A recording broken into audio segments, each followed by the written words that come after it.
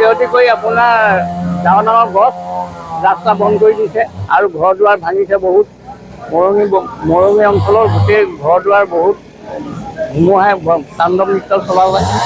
কাৰণ ৰাস্তা মিনিমাম 2:30 বজাৰ পৰা ৰাস্তা বন্ধ হৈ আছে আৰু গাড়ী মটৰ বহুত দূৰলৈকে 3 কিলোমিটাৰমান আঁতৰলৈকে গাড়ী মটৰ চব লাইন হৈ গ'ল।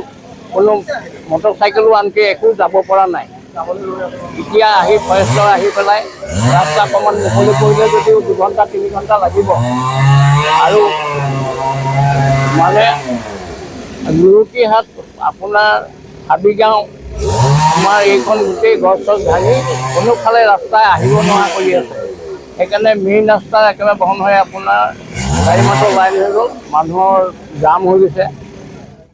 তোমাৰ বেগেতে হেৰি নহ'ব, ৰাস্তা মুকলি কৰিব বেগেত নোৱাৰিব।